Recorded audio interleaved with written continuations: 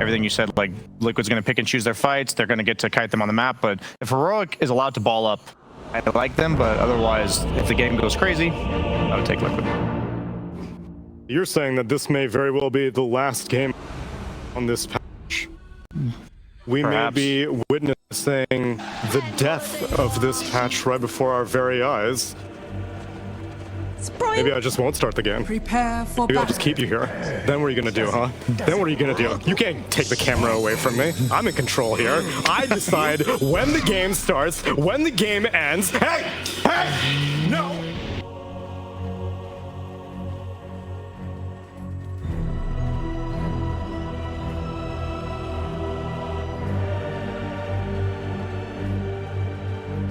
Somebody get that egomaniac out of the studio. Welcome everybody to Game 2 of Heroic versus Team Liquid. We're gonna start off with a bang! That bang is gonna be Mickey dying and giving up first blood to Schofield. He'll be the one to take it. So, not a great start for Liquid. Isn't that exactly where they fed first blood last time? I did have a bit of deja vu, yeah. Yeah, Mickey gave first blood bottom. And it went to Schofield this time, which I guess is a little different, but yeah. Liquid praying that 736 will get some map changes so they don't end up feeding first blood at the same spot again. I mean, I feel like the rule is if you're not all going to one place, then you don't go anywhere. Like, you just play ultra safe. Yeah. Because otherwise, if the enemy is going somewhere as 5, they just automatically get first blood. There's no advantage, really. But. And the result of that is maybe a late kill on K1 Hector. Yeah, they got him. All right, so Liquid do manage to get something out of it, but they obviously didn't get first blood, and they also gave up 3 bounty runes. So Heroic a lot more out of that one. They killed the range creep. Yeah, this is nice. It's gonna push the lane out really fast. They want to. Third blood of their own. Look at that. Pretty cool play. Kill the creep wave and then also bring it back to a point where it's underneath towers so you can freely dive the force support hero. And that support hero also TP'd out to lane because they were up top killing the Razor, right? So now the Enchantress has to walk out to lane. You've got full control of the jungle to be able to block camps or unblock camps however you wish. There are a lot of repercussions to that. This is some super nice early lane play from Heroic. One of the ways you can kind of bypass these early fights with the Tiny and just get him to the point where you want him to be, which is, you know, later on in this early game where he can make rotations, get his offlaner super independent. Schofield doesn't want to have to just sit down here the whole game. The sooner he can make that happen for himself, the happier he's going to be. We already see him getting beat up, but is this worth be it? Fine. Time walk after, I mean, you missed 1 CS. I guess you'll get back for the second one in time. I mean, you know my rule about this man. You don't chase Schofield. Does not end well for you. You're gonna fight this man in his element. He's played 1,000 pubs doing stupid shenanigans in the trees. You will not win. He has too much experience on you. Maybe he should have the name KJ, King Jungles. King of the trees.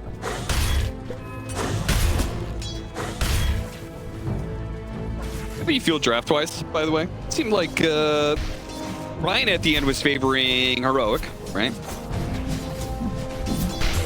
I mean, I have more faith in the Faceless Void for Mickey than the Monkey King last game. And Nisha's on an actual Dota hero. So I think they're in a far better spot. Why? Because Mickey's Monkey King, I think, is better than his Faceless Void. Yeah, but I don't think Monkey really had a purpose in that game. Maybe they could have played that lineup in a way where they push high ground earlier and Monkey is a fighting carry, but it's not like the Monkey made any moves. It's not like he could gank anybody. He never really got to man fight those carries from an advantageous position, and he didn't have help to do it. I feel like if you're just going to be in that spot, you'd rather just have a hero like Faceless Void that can just scale better, more reliably. Make the late game a nightmare for Heroic here. He's in with the Whirling Death, but still keeps the full Bushwhack.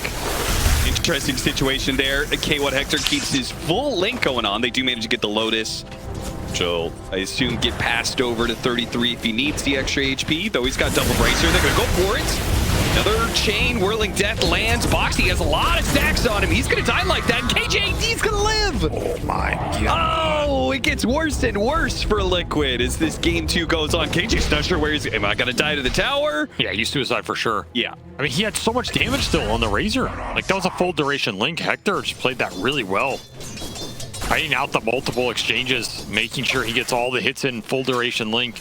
That was a double brace or Timbersaw that could have just sat there and regen back up, and I think they would have been in a fine position. Instead, they went for the glory. Can't believe they went for a kill death. while that link damage was It's just still up, unnecessary. Right? Over-aggressive play bites him in the ass. Fighting for water runes. Nisha gonna try and contest this one for Analog, but Analog gets it. So that is a pretty decent win, though the other water rune is probably Nisha's to claim. Guess it's my shot. Might miss out on a melee creep CS because of it. And Heroic doing well in this laning phase. Across the board. Had the first blood, they had the shenanigans bottom, double kill top, Analog going even mid, winning it slightly. All 3 lanes doing well for him right now. And it was them who had momentum out of that game 1. It's Heroic who are up a game here, and the pressure is not necessarily on them as much. Win this game 2. This is not a fun lane. No. Faceless Void against a Viper with the extra stuns of Schofield's Tiny. And I think Ench is pretty strong on this lane. It's a very good support to have against the Viper in general. You can often play aggressive on the early waves, get a creep, just all in him with the creep. Viper has a hard time fighting that back, but Void just doesn't help you in any of these areas. Kind of a dead carry on the lane, so you're just having to play to survive down there, which means you really want to see this lane go well for Liquid. If you're gonna pick one, it's got to be this Timbersaw. He needs some momentum. Trying to get a link up to the high ground, gets it, but it was after a disruption, so they got full link almost again. 47 damage. I do like 33 on this Timber more than the Brew too. I think it's a hero again that's going to scale a bit harder, gives them more flexibility in terms of the tempo. You can run a game over with this hero. You can farm with this hero. You can be a lot more of an obnoxious frontliner. Maybe not the most 33 hero we've ever seen, but yeah, he had a Timbersaw performance earlier this tournament that was not the most inspiring. Playing for Power Runes, though. See if Boxy can deny this away from Analog. He does. He's going to get caught in the process. I don't think so. Analog just doesn't have the mana, so he'll go back for the Bounty Rune instead to refill his bottle. My Llama is going to be left alone, though. If you're going to be making that Power Rune play, they're going to bring both supports down to this bottom lane, see if they can get this kill, but it may not be good enough. The toss up in the air, and he's dead. Divine Llama might be able to get more as Boxy's being slowed down to a crawl. He doesn't have Scurry. He misses the Bushwhack. just a disaster for Liquid here. These calls, these moves are just not working out at all. Like, going to gank this lane, but there is no gameplay here. The Void is a dead hero on this lane. Oh my god. They're about Deja vu again. in the same place. Is this the same game? Are we watching a replay? Oh, the Hoodwink can't TP. TP comes in from the Enchantress. At best, they can hope for Insania taking it out, clicking him, and he does manage to get it. So they'll get the Wisdom Ring this time around, and they'll get the kill. The one little win Liquid has gotten this game. I mean, they needed that. They needed it bad.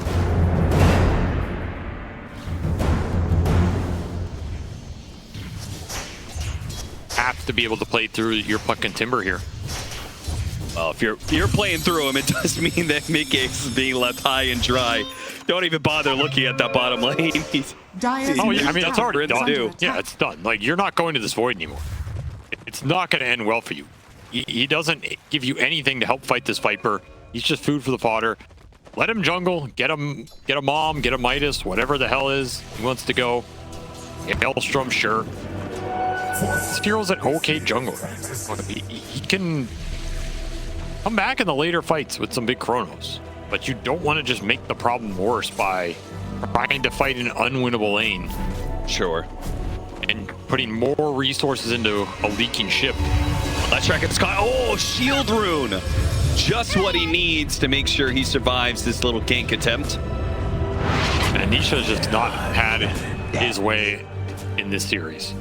Rune Luck's not gone his way. The ganks haven't really helped him. Thinking not. Don't run off.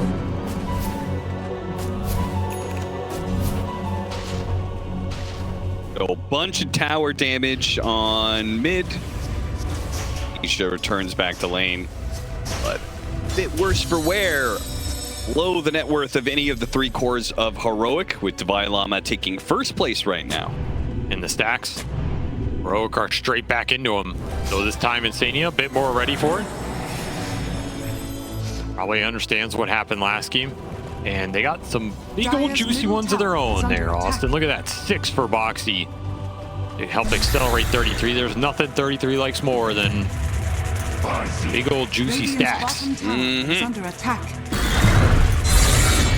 I'll use the smoke to farm them. That way the creeps aren't one hitting 33, who's not that tanky yet, and also just stay there since they don't know they're being hit. They're too stupid. They don't even wake up. Imagine just dying in your sleep like that to a saw blade. Must be nice.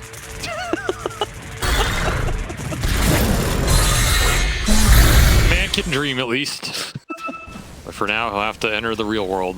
Zania, he almost got caught there. I thought for sure that was going to be an avalanche toss back to dotawtf, a little alley-oop. Radiant's bottom tower is under attack. I guess this early game ended up fairly even, considering how bad some of those small things went for Liquid. Yeah. Like, obviously, his Void's behind, but I mean, I think he was going to be behind no matter what.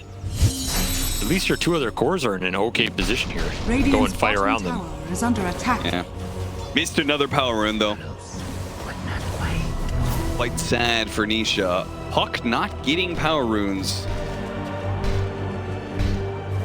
And I imagine Heroic is probably going to try and make a move somewhere to take one of these towers. This Viper is so strong. Yeah, it's bottom for sure. You have a 10-minute siege wagon. Well, this is smart. Insania tries to pull the wave to protect the tower since they don't want to combat it directly. It doesn't work, though. Heroic one step ahead of Insania there. Might have been able to kill the catapult, but should be a dead tower here. I don't see Liquid contesting this. The other side of going for something like the Faceless Void is if you feel like in that game 1 that Heroic just didn't make moves, they were just happy farming and stacking and playing really slow. Void's a hero that pretty much no matter what happens is going to be able to come back and give you that late game presence. So strategically, it makes a bit more sense to me. Yeah. All right, if you want to sit there and farm with your Hector hero for 40 minutes, we'll sit here and farm with a Faceless Void. Look out carrying that hero. And Insania's going to try and take more of those stacks with the Stater Steel. He's going to get run down here in the river. Radiant's bottom tower has been denied. Sent to the Shadow Realm. Up by 1k now, 7-3 for Heroic. Still have a bit more of his amp damage rune, so we'll see if Analog can get any more damage on this tower. Try. Boxy's around, though. TV coming in from the Timber Saw. So they really want this kill. They didn't need 33, though, necessarily. And dotawtf take half his HP gone. So they tried to pull the Viper into this mid lane to take another tower, but off on the timing there. Did not coordinate their cores quite well enough in their aggression. Yeah, like, are you stacking and playing greedy? Are you pushing with a Viper who went first item Atos here? For dotawtf, he wants to fight. He wants to give him the extra stun. A nice setup spell with the Leshrac and the Razor, but not if you're going to lose those skirmishes. 2-3-man smoke with the Tiny coming in bottom. This is kind of awkward, though. Centaur Stomp gets him away from the ultimate. And that's all because he saw that sentry, or saw that ward, so he was being super cautious around that area, knowing that Heroic had this Viper that's somewhere on the loose and he was under vision, so Insania, caution, stays out. Let his Centaur slowly take the ward. Gonna go to work. 151 gold. Thank you very much, Centaur Conqueror. Nisha might be able to get the mid tower before Leshrac takes his. That'd be a huge win. Even the fact he's gotten to his Witchblade here with 0 deaths is... honestly, he's in a pretty strong position. is going to be annoying for this heroic lineup to deal with. Really only have the Tiny to lock him down in the middle of those team fights. So the scale's a lot more formidable here for Liquid, and again, if heroic are just going to play this slow game, it's not as straightforward for them to just automatically win that late game. They are going to have to ramp it up somewhere in this 20-30 minute window. Start putting some pressure on Liquid side of the map with this Lesh Viper or duo.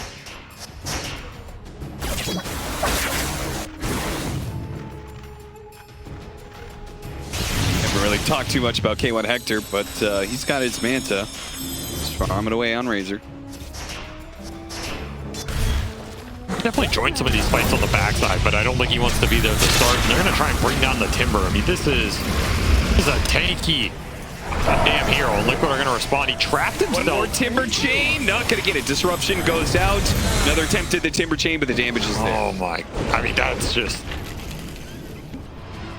This is not what Liquid want to see. And again, the synchronization just not there. I think that's a play you can defend.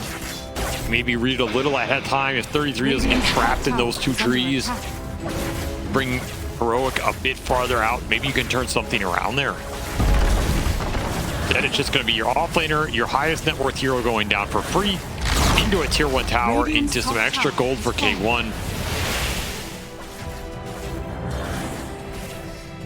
Heroic very happy with that.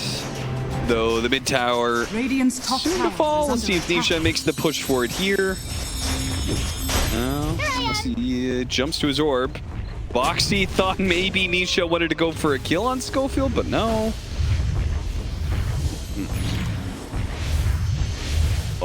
Now we've got Eternal Shroud on the Timber Saw, so we can deal a bit better with the magic damage. There's going to be a problem if he is dealing with double breaks. So if he doesn't have the reactive armor charges at the start of the fight, he's probably not going to get them. Chronos here gets used, and it's actually worth it too, because it caught the Shadow Demon TPing in and gives them the +1 kill. So not only is there no disruption save, but they get an extra kill for Nisha, who at this point is catching back up to K1 Hector's Razor when it comes to net worth. So a little bit of silver lining here for Liquid. Bad as the Void's lane was, there's no real way for Heroic to pressure him during this catch-up period. So you are going to see Mickey slowly climb this net worth chart.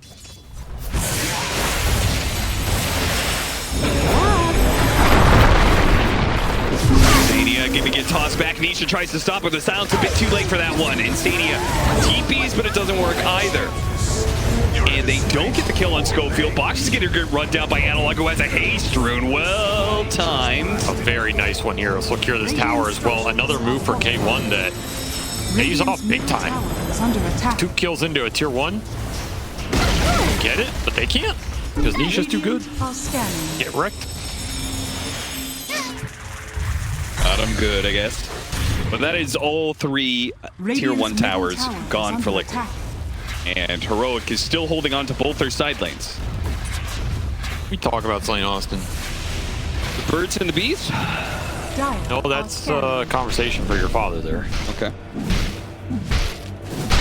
Why does this Tiny have a buckler? Gives you armor. Right, on the hero that naturally gets all the armor he needs off a passive ultimate. I mean, he's gonna go mech. What is he building with this buckler? Their lane. Did he get it early? Did he get 3-6? Why does this exist? Why am I looking at this right now, even contemplating it? Trying to find anything rational. Grabbing one. This is a full Heroic stack. You do not want to be fighting right now. I do not see any logical reason this Tiny should have a buckler. Okay, 3-6, if he has the buckler, it makes him and the Viper lane a lot stronger against the harassment of Enchantress, who's just hitting him with physical damage with the creep. I refuse to believe. And later on, he's going to go a mech. Or a Vlad's.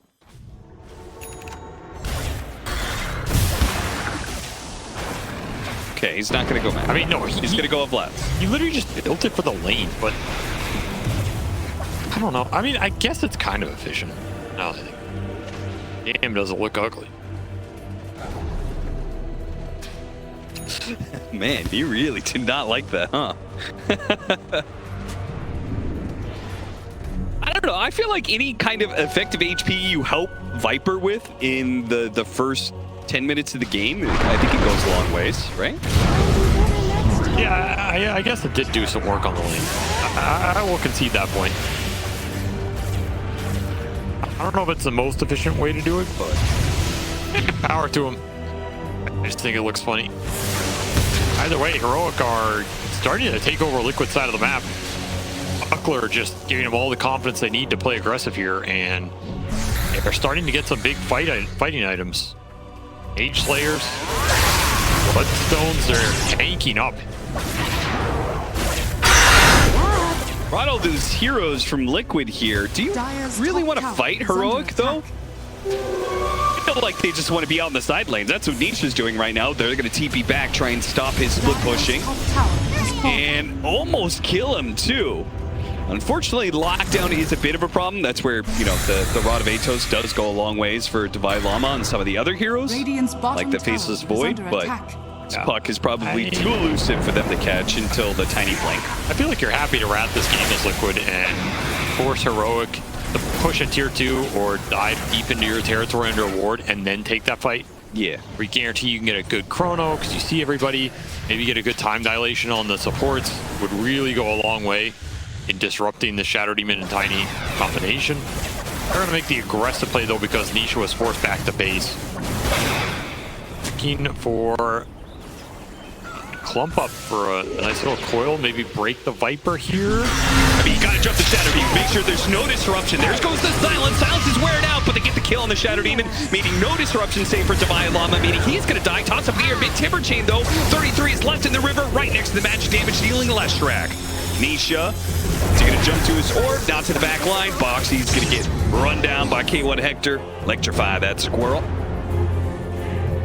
Heroic managing to salvage that situation. Pretty good start from Liquid. They get the Viper, they get the Shadow Demon with the puck on the back line. Pretty much for free, but sick Timber Chain cancel. That's them, the big Timber Saw yet again. 33 just not tanky enough to survive.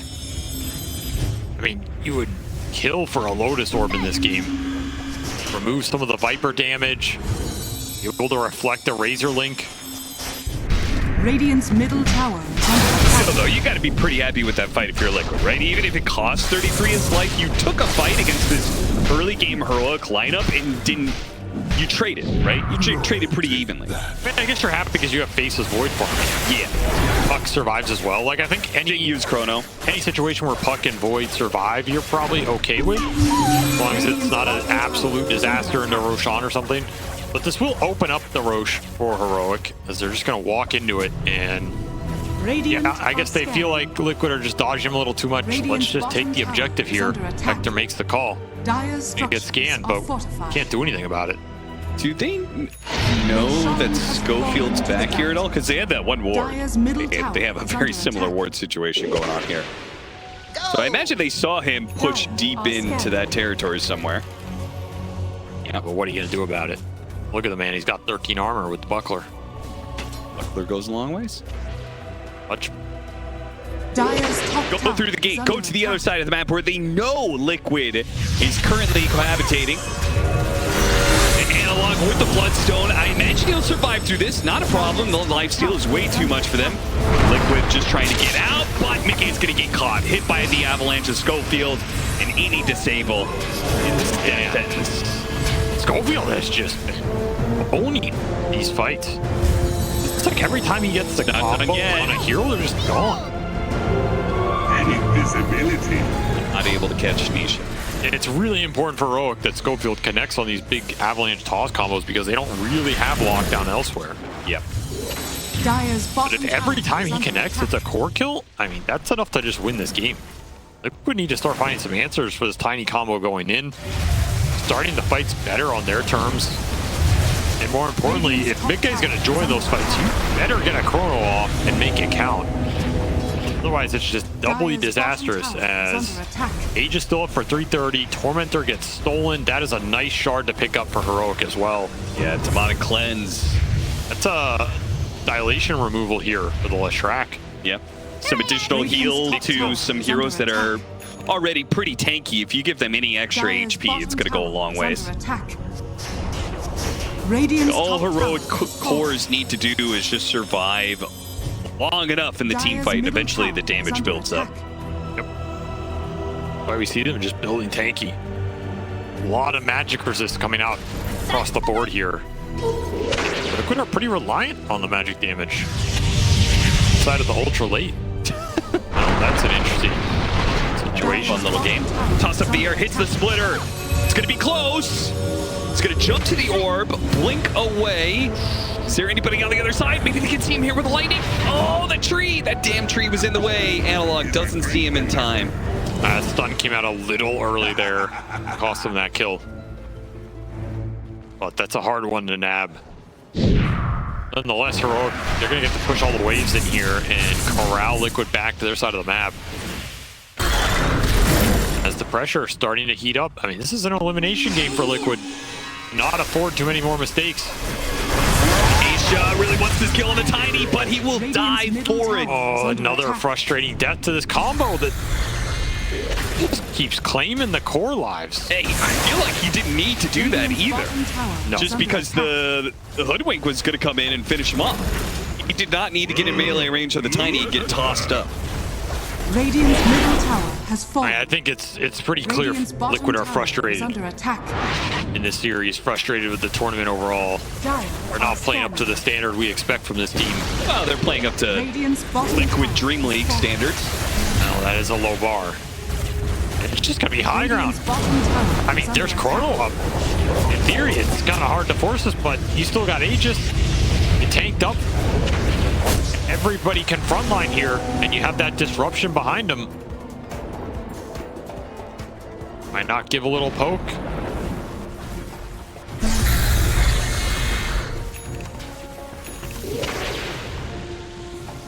Always a little spooky trying to take high ground when Enchantress is able to freely hit you. Usually stick around for too long. I mean, there. You can when you have a 25-minute Scotty. And that's fast. Hector just out-farms people, man. No doubt about it. 17,000 net worth? Yeah, he's got over Where do you even get that as a Razor? Yes. I don't know, honestly. This guy has got hacks or something, man. Check him PC. 7,000 net worth lead for Heroic. A lot of that being the difference between K1 Hector and Mickey's Faceless Void, which obviously the Razor should be ahead in net worth, but it's a lot more than a little bit. It doesn't do as much damage with this Scotty buildup initially as something else, but it's going to be obnoxious for these cores over the course of a fight. Reduce some of the healing, just keep the link on them, run them down. Like, you might be able to catch this Void after a time walk. And of course, he's way tankier, so if you want to try and Chrono and bring this Razor down, it's pretty annoying. Avery, are you telling me that it's effective in this meta to tank up? You're telling me that the lineup that has the 3 tanky cores... Oh, just wait till the next patch when all these heroes have extra passives. You're really going to enjoy it. I think it's hard to kill somebody now. Wait until this Razor gains Electric Coat. It gives them a plus 20 armor and a static link charge. Do you think that my assumption was that they were actually going to take all the passives that many of these heroes have and make them their normal passive, and then they get a new active ability? I think that'd be interesting. Actives are always more interesting, right? See the Scotty go to work. Can't do anything, Austin. He's so slow. Fortunately, Timber Chain gives them a healthy amount of mobility, but unfortunately, can't get away from Schofield. I mean, it's not the highest DPS. Oh, there it is, Electric Coat. Oh, yeah, look at that. Oh, where is he running? Where are you running to, boy? Oh, look at this Chrono. Yeah, that was actually pretty good. Don't want to have to use Chrono defensively like that, but... Yeah. Here I am. Fortunately, is it good enough to be winning this game right now? And the answer is no. We'll get him to his BKB, however. Pretty important pickup here. Liquid continuing to rat this game out. Shadow Blade. Tiny. Really scary item for Nisha as he's going to try and rat these waves. Oh. Nisha, he's aware that Schofield's hunting him these last minute or two. Yeah, he has a shield rune, so this is a tough chase, but they're just keeping him off the waves. It's still very annoying here. Oh my, he knows, dude, he's the tree master. Now, that does mean that Nisha is incentivized to go and cut another wave. I mean, this is going to open up be the high interesting. ground. Like, what happens if they just run back the team here? It has no TP. Oh, he got his courier. Ha! Suck on that, Schofield. Toss it up, split earth. Doesn't land. Phase shift gives off. Now he'll be able to blink away. Doesn't blink that far. It's going to go down the river. What is this chase, man? I don't even know who it's worse for, but It's got to be worse for Heroic just because Nisha's still going to cut more waves. So unless Heroic does something about this situation. I mean, Hector's just shoved the rest of them into their face, so I don't know. I don't think Liquid can be too happy about it either. We'll finish up the pucks, Octarine, big item for him, but Hector has finished an entire Satanic. He is 4-slotted at the pre-30-minute mark on a Razor. Guy's not dying. Radiant's bottom The tower. game continues between Schofields and Within the game. But Hector's got a different game in mind. Radiant structures are fortified.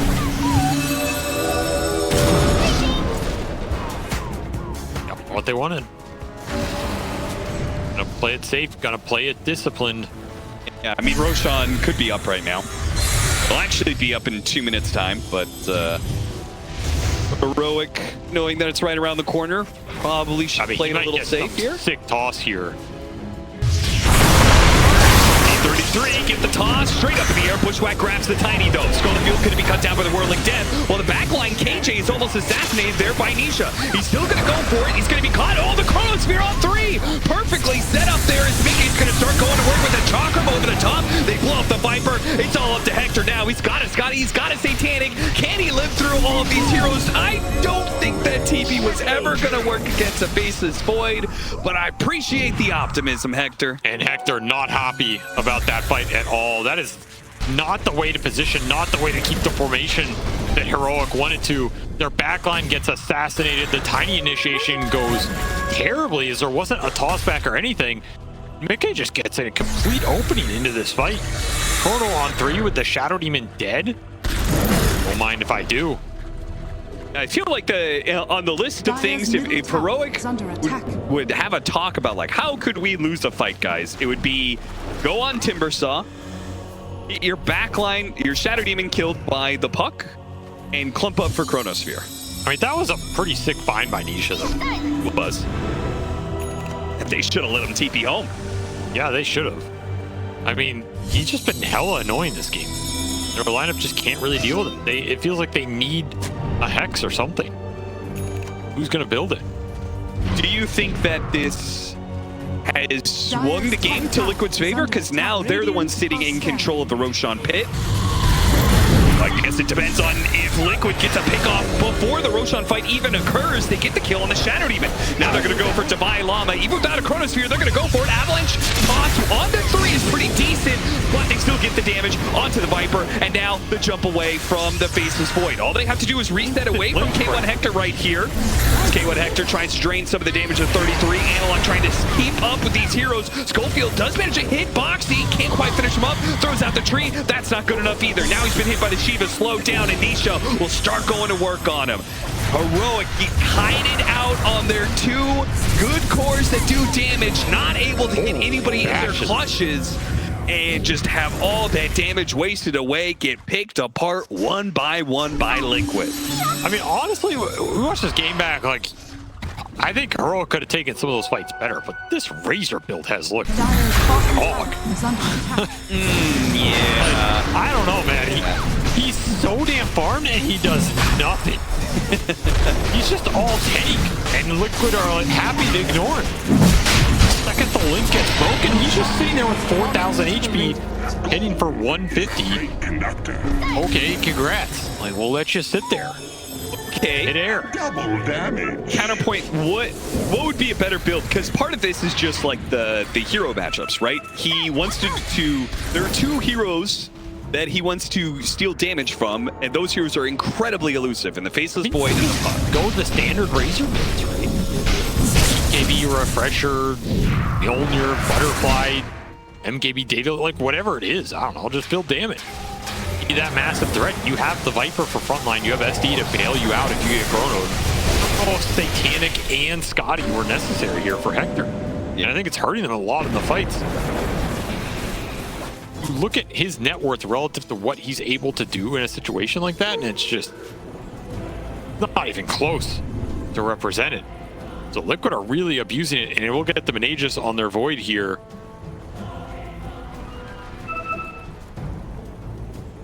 A solid position now.